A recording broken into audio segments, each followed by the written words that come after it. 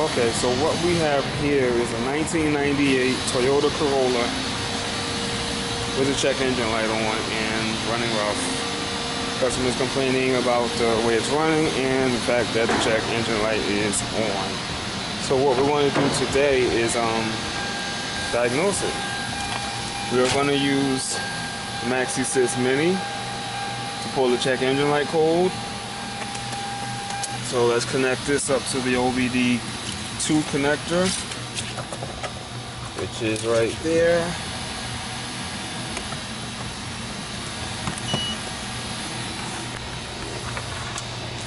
See it? Right there. Now let's get the scan tool open.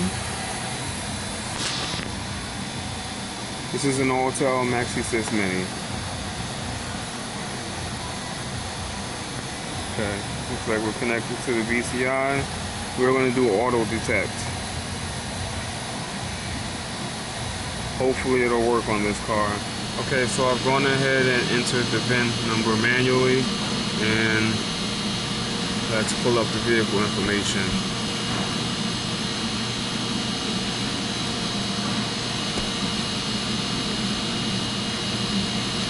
This scan tool works wirelessly, so I don't have to be at the car to pull the codes.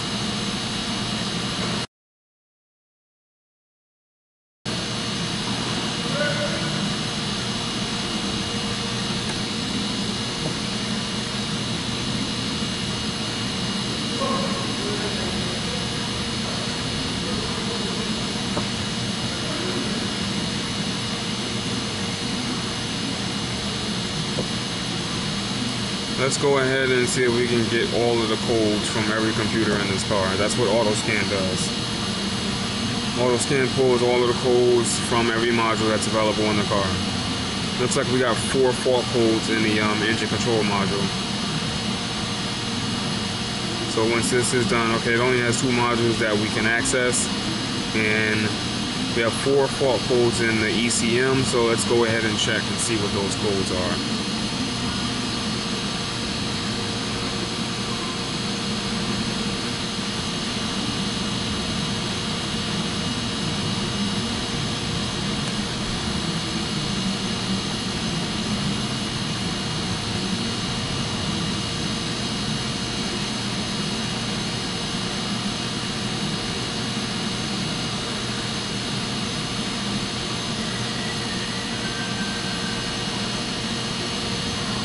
So we got P0300 random / multiple misfire detected. We got P0301, 302, 303, and they're all misfire codes. So looks like he probably just needs a tune up. Okay, before I pull it apart, I wanted to show you how bad this engine's running. It actually has a dead misfire. I'm not sure which cylinder is dead right now, because we got 3 cylinders with a misfire, but it looks like it's probably just 1 cylinder. But anyway, it's a dead misfire, so finding this should not be a problem at all. Should be pretty easy diagnosis.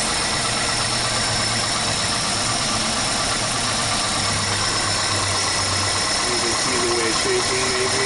I don't know if you can capture that with the camera. Alright, so. Okay, so I decided to check and see if you can monitor misfires on this car, and it looks like you can on a 98 Toyota Corolla.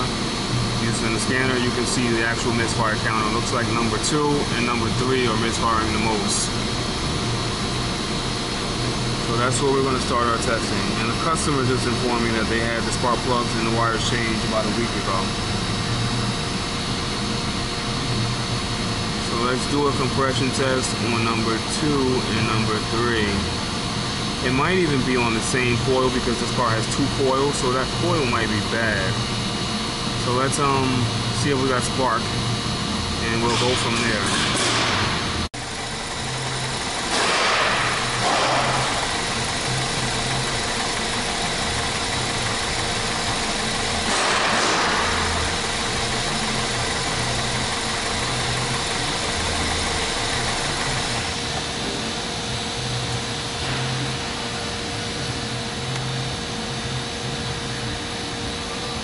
Obviously, this is number 1 because it's in the front. The one closest to the crankshaft is always number 1 when we're talking about 4 cylinders. Actually, the one closest to the crankshaft is usually number 1 on all engines, even V-type engines like V6s and V8s. You'll notice that one of the banks are offset, and the one that's closest to the front is usually the number 1 cylinder. Now, some vehicles it alternates. I believe it's like maybe if this was a V6, it would be 1, 2, 3, 4, 5, 6. And if it was a V8, it would be the same thing. 1, 2, 3, 4, 5, 6, 7, 8, alternating. Now 4s, I believe the passenger side bank, if it's a rear-wheel drive car, it will be 1, 2, 3, 4 on the V8. And then the next side would be 4, 5, 6, starting from the front. But this is a Toyota, and this is 4 cylinder, so it's pretty easy to determine where number 2 and number 3 are.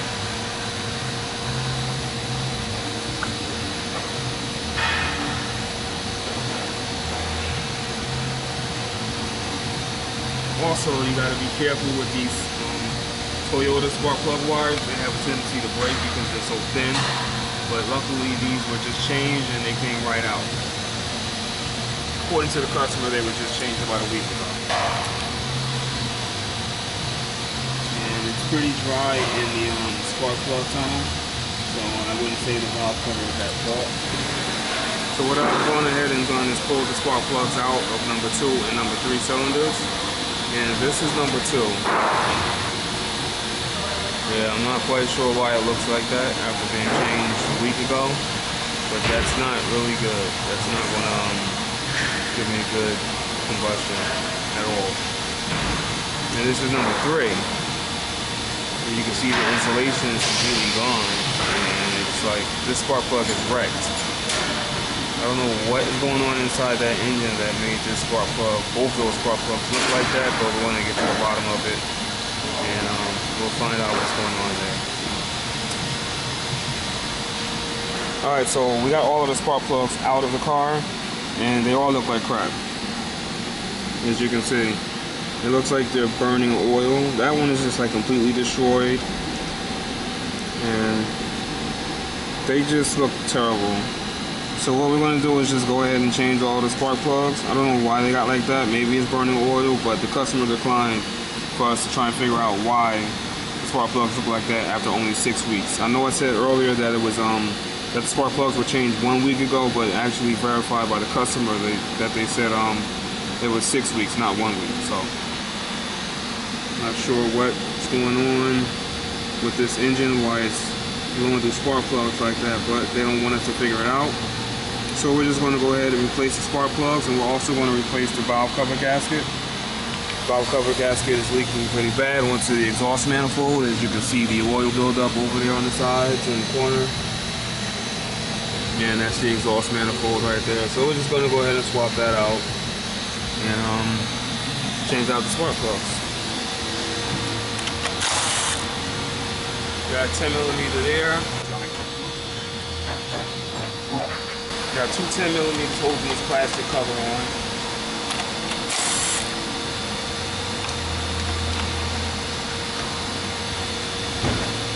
Got this breather hose right here. We gotta take that out.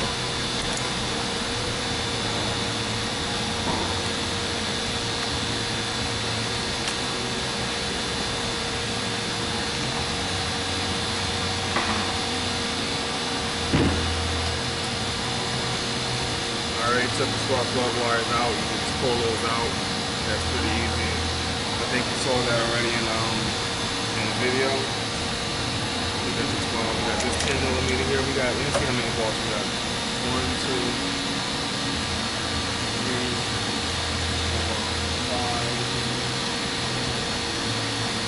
6, 7, 8, 9, 10, 11. Alright, we got 11 fasteners.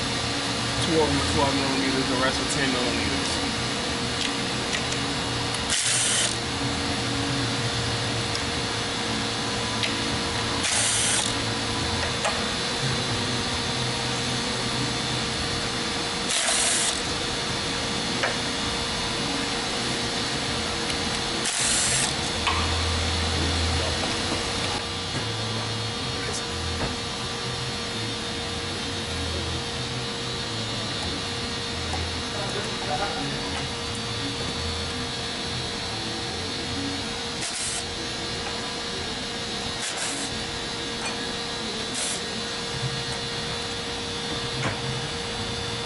So long. Sorry, son.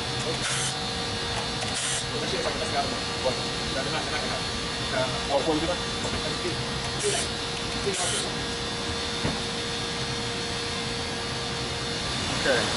There is the PCV valve on the side. You gotta take that out. It just pulls out.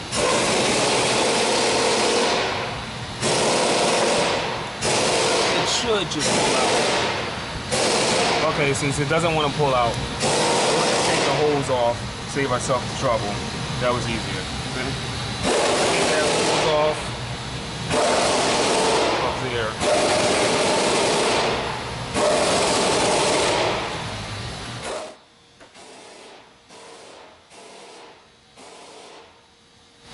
Take that bracket, this bracket was here. Take that off.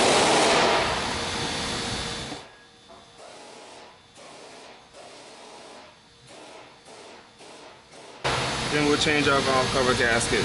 This is the gasket, that's the gasket. It's all one piece. Just take it off.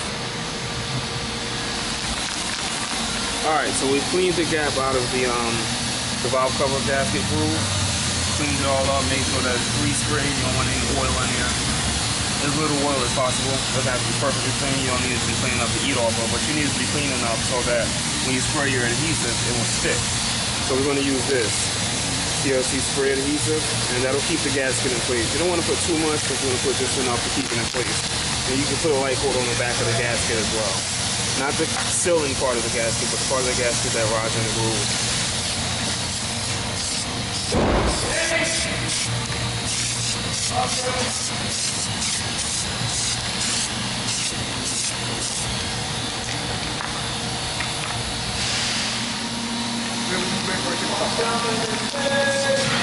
Alright, so you spray it in the groove, get it in there, so that the gasket will stick better. You don't want to get too much of this stuff on there.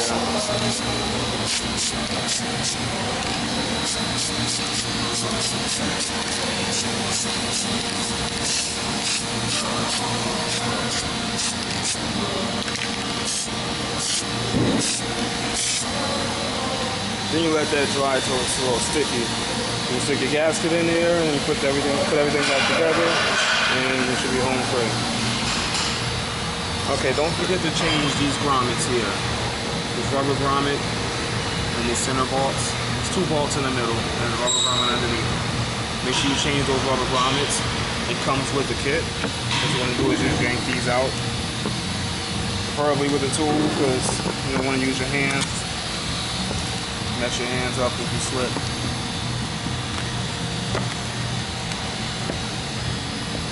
And they get pretty stuck in there pretty good.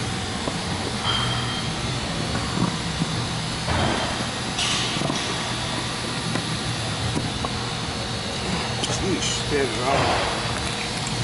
Alright. See that rubber piece? You're going to separate the metal top part from that rubber piece and change that out. Comes with a new one in your valve cover gasket kit. These are the new ones here. That's what we're going to be changing. You want to stick a screwdriver in between there, like so, and pry them apart. Okay, so we got the gasket in place and it's held in really good. It's not going to fall out on us. We can go ahead and put it back together. But first, oops, hold on, drop my nuts, drop my bolts. Alright, let's get my bolts back together. See, I put the rubber grommet on here, the new one. The old one was pretty flat, and this one should work just fine. It came in a kit, so should work. Doesn't look the same as the old one, but we'll find out in a minute. Alright, but what you want to do is clean up the gasket surface on the cylinder head. Just want to wipe it off with the rag. Unless there's like a lot of hard gasket stuff still stuck there. When you're dealing with these rubber gaskets, that's not usually the case. Usually you can just wipe it off with the rag and you'll be just fine. So you just wipe it off with a rag so that it's clean and dry. Then you can put your valve cover back on with the new gasket and vault everything back up.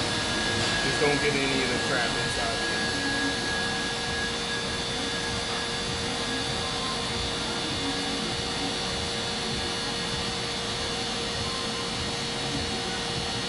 Somebody's been in there before, I didn't loosen that up. I'll tighten up enough. Alright, so that's that all cleaned up. Let's go ahead and put the valve cover on.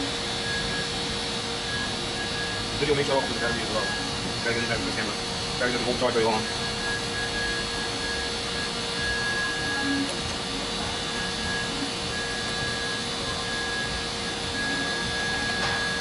And you don't really have to worry too much about the torque specs in the valve cover gasket, because the way the valve cover is designed so that you can only torque it by so much.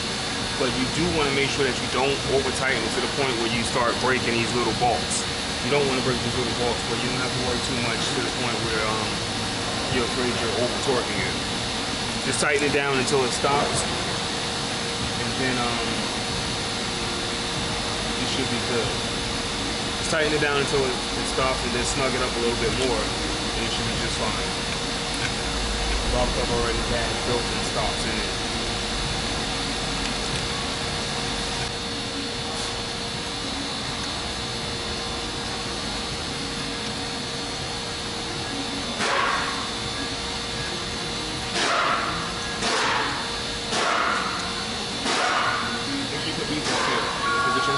Where they go. That's what's going to hold down that plastic cover that we took off in the beginning. You want to vault that to that piece. So make sure you put those in the same spot where you got it from.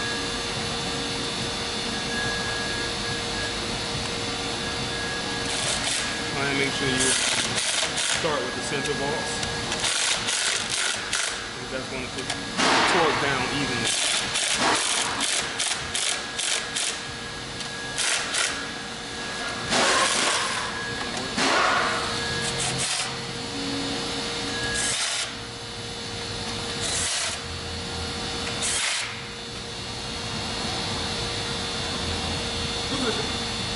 I had a Porsche back. I wanted to like bring my car. Alright, so we're going to put the spark plugs in now, since you got the valve cover all torqued down. These are already gapped. You don't have to check the gap on these. I mean, you can just look at them to make sure they haven't been damaged and dropped. See for any obvious signs of damage. Then you put them in the engine.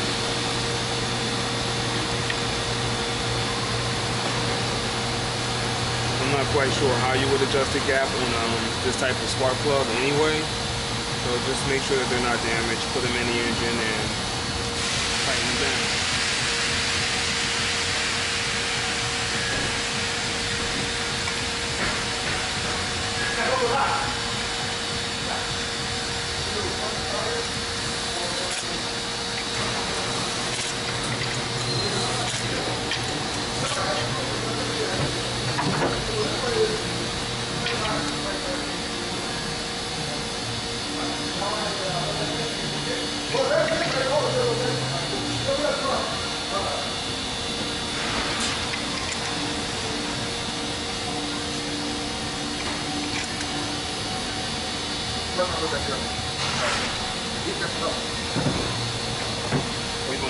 He's like, are you, what's the warranty on?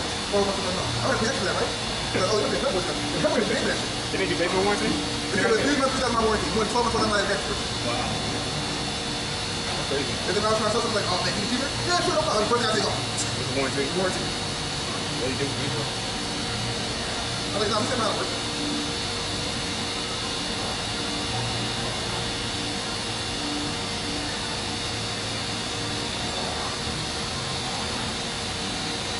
What you want to do is when you put these spark plug wires back on, push them all the way down, and you'll feel it kind of like click when it grabs onto the spark plug. If you don't feel that click, then it's probably not all the way in.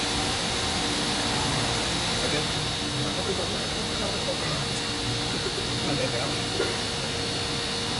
I'm not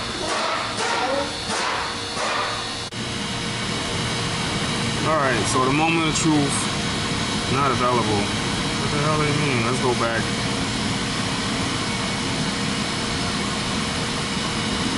Look at live data again, maybe. There we go. Available. Complete. There we go. Okay. So the moment of truth, let's go down to misfire counters and see what we got. We got no misfires now.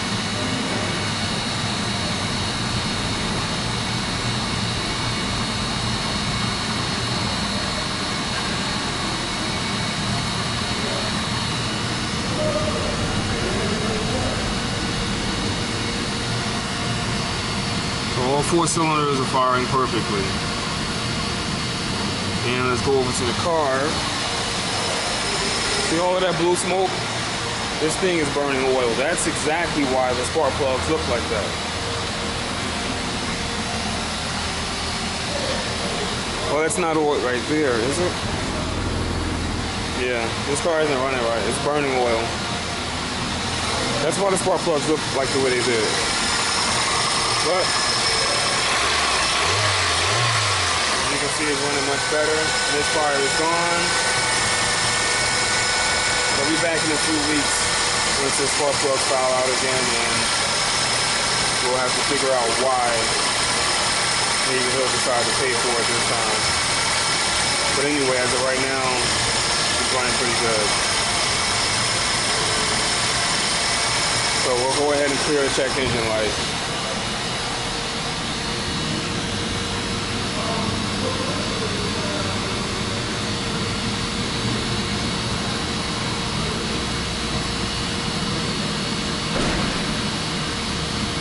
Maybe we can do it with the car still running. We might have to turn the car off to clear the check engine light on this car.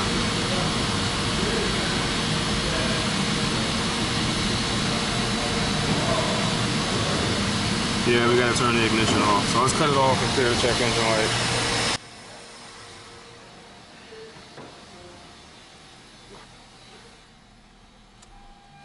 Key in the on position.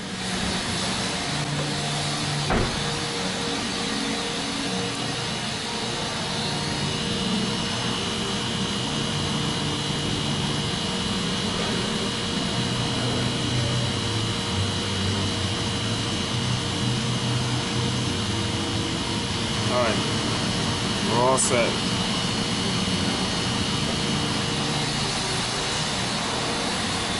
So that's it.